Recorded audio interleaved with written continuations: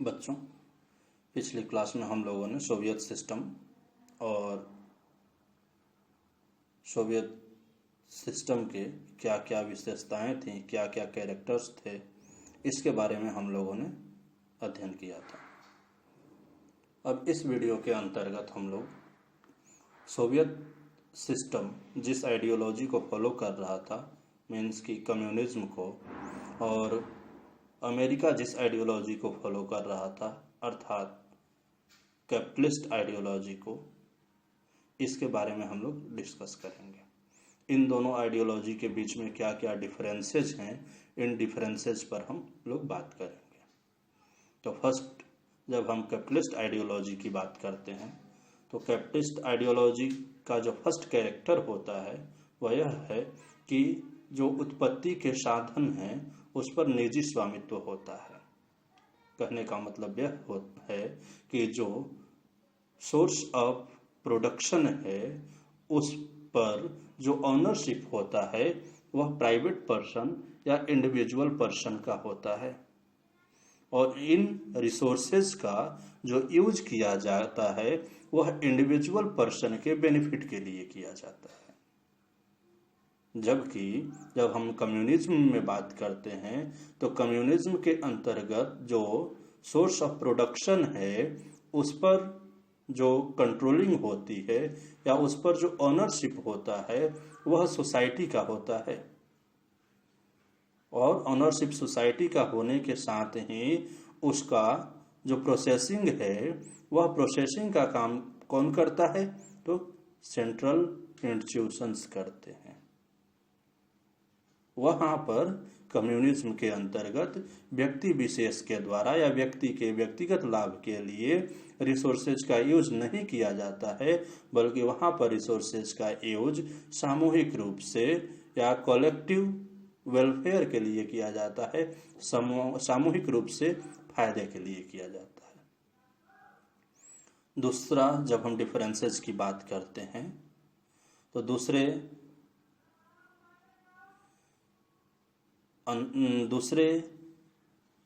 तथ्य के अंतर्गत हम यह देखते हैं कि कैपिटलिज्म आइडियोलॉजी में या कैपिटलिस्ट आइडियोलॉजी में व्यक्ति जो होता है वह पूरी तरह से स्वतंत्र होता है।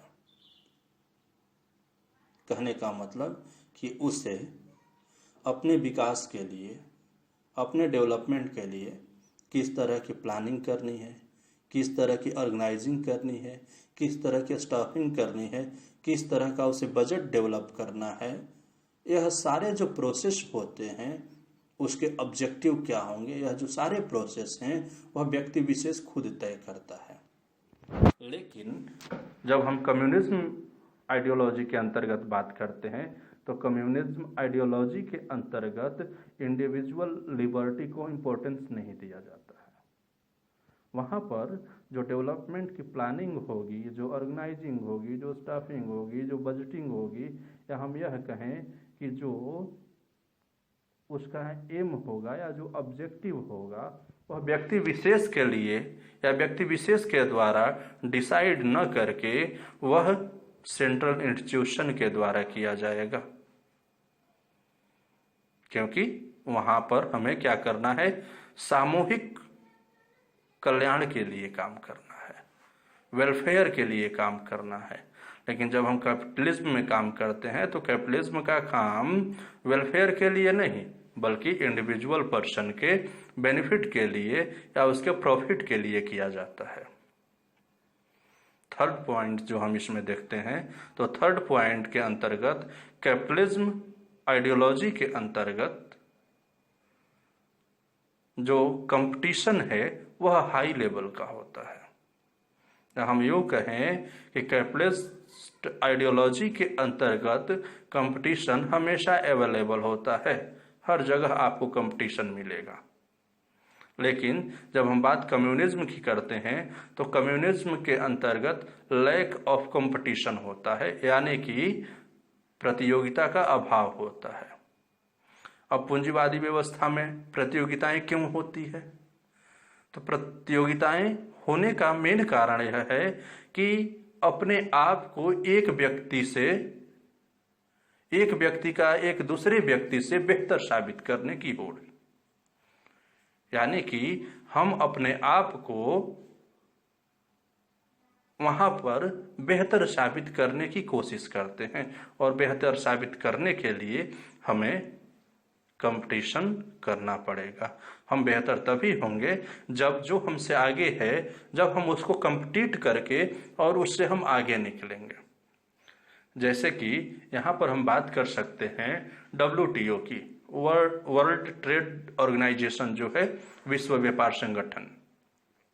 क्योंकि विश्व व्यापार संगठन जो है उसके जो मिनिमम एलिजिबिलिटी होती है उसको फुलफिल करके कोई भी कंट्री WTO का मेंबर बन सकता है, जहां से कि वह अपने प्रोडक्ट को प्रोड्यूस कर सकता है, वह अपने प्रोडक्ट को होल वर्ल्ड में लॉन्च कर सकता है, होल वर्ल्ड में वह उसको अवेलेबल करा सकता है। लेकिन कब कराएगा? वह तब कराएगा जब, या मार्केट में उसके प्रोडक्ट की डिमांड तब बढ़ेगी जब उस प्रोडक्ट की क्वालिटी सही होगी। प्रोडक्ट की क्वालिटी सही होनी चाहिए, क्वांटिटी सही होनी चाहिए, और क्वांटिटी सही होने के साथ साथ उसकी जो सर्विस है वह सही होनी चाहिए। यदि क्वालिटी सही नहीं है, सर्विस सही नहीं है, क्वांटिटी नहीं है, तो वह समय पर कंज्यूमर को अवेलेबल नहीं हो पाएगा, तो कंज्यूमर उसको परचेस नहीं करेगा, और न ही हम किसी दूसरे व्यक्ति को पीछे कर सकते हैं, क्योंकि हमारा जो प्रोडक्ट है वह खुद टाइम पर अवेलेबल नहीं हो पाता है। लेकिन जब हम बात करते हैं कम्युनिज्म में, तो कम्युनिज्म में हमें एक दूसरे से आगे बढ़ने की होड़ है ही नहीं, कारण कि वहाँ पर जो भी प्रोसेस ऑफ डेवलपमेंट है वह किसके द्वारा डिसाइड किया जा रहा है? वह डिसाइड सेंट्रल एजेंसियों के द्वारा किया जा रहा है, गवर्नेंस के द्वारा किया जा रहा है। तो इसलिए कम्युनिज्म में लैक ऑफ कंपटीशन होता है। उसके साथ ही जब हम बात करते हैं तो कैपिटलिज्म के अंतर्गत जो इंडिविजुअल प्रॉफिट होता है उसको इम्पोर्टेंस दिया जाता है, यानी कि जो व्यक्ति किसी भी इंडस्ट्री को एस्टेब्लिश करता है तो उसका जो पर्पज होता है वह यह है कि हम सबसे पहले काम क्या करेंगे कि इस इंडस्ट्री से हमें कितना बेनिफिट हो रहा है, या कोई भी वह काम करता है तो उसे जब उसको बेनिफिट होगा तभी वह काम को करेगा, अन्यथा वह नहीं करेगा। लेकिन कम्युनिज्म में ऐसा नहीं है। कम्युनिज्म में जो डेवलपमेंट किया जाता है वह डेवलपमेंट के पीछे केवल और केवल हम कह सकते हैं कि इंडिविजुअल बेनिफिट का पर्पस तो वहाँ पर होता ही नहीं है। वहाँ पर जो डेवलपमेंट का पर्पस होता है वह वेलफेयर के लिए होता है, पब्लिक वेलफेयर के लिए होता है, यानी कि जनता के कल्याण के लिए वहाँ पर किया जाता है। तो दोनों के एम भी डिफरेंट है। इसके साथ ही जब हम बात करते हैं तो यहाँ पर यह देखने को मिलता है कि कैपिटलिज्म के अंतर्गत प्रत्येक व्यक्ति को उसकी जो प्राइवेट प्रॉपर्टी होती है उसका यूज करने, उसको अपने पास रखने या उसको ट्रांसफर करने का राइट होता है।